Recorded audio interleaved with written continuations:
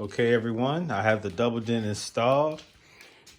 No more OEM Mercedes radio. Now I have the Alpine double dent.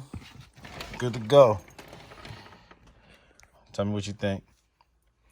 Let's start this bad boy up, see what we got.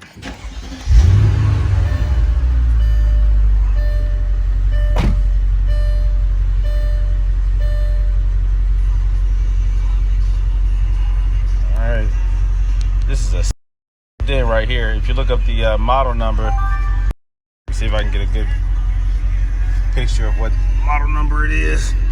See it right there. Check it out. Brand new, it was about $1,500. You can get them cheaper now because they're used, but about 2 years ago it was $1,500. The newer model goes for about $1,500, but this deck is about 2 years old.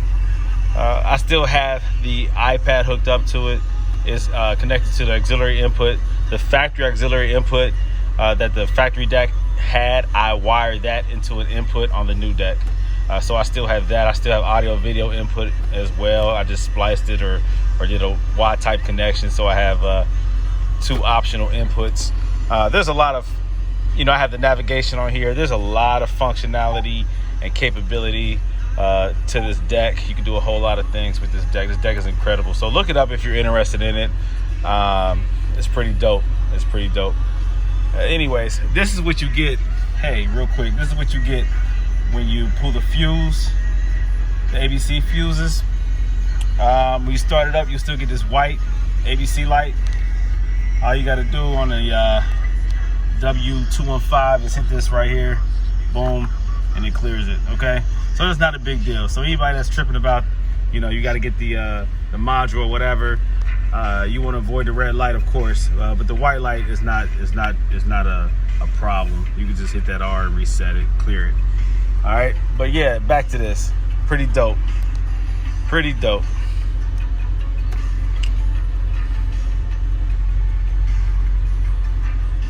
All right, so you can still use your music through that. On the double dent, you have split screen. All right, so I can listen to my radio and still see my navigation. And you can do that with other menus, whatever you're trying to do. But this double dent has a lot of capabilities. I really like it. So I'm happy I went with this. The clarity, I mean, the sound is incredible. I don't even have to turn it up that loud. The way I have the settings right now.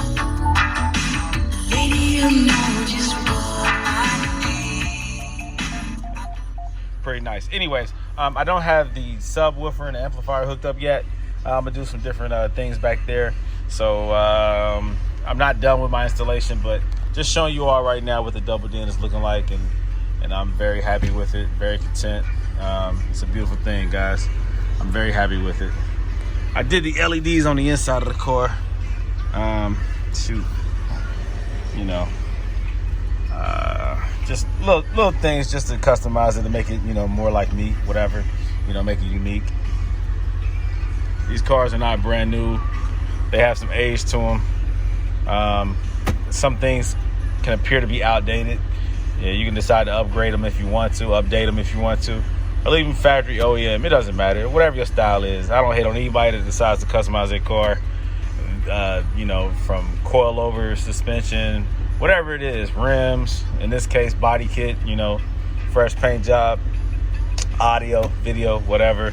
It's what I do. It's what I like to do. I don't really criticize or care what anybody else wants to do in a negative sense. These are just cars, just toys, man. Have fun with them. No judgment here. Here goes a little DVD playing right there. Of course, I did the bypass so that I can watch it while I'm driving. I don't care nothing about, safety. Sound crazy. I'm a firefighter. I don't care about safety. Just be smart. However you decide to hook your stuff up, be careful. All right.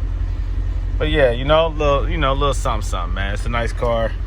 I like it. I like my upgrades. Whatever it is you choose to do, have fun with it. All right. There we go. Any questions, hit me up.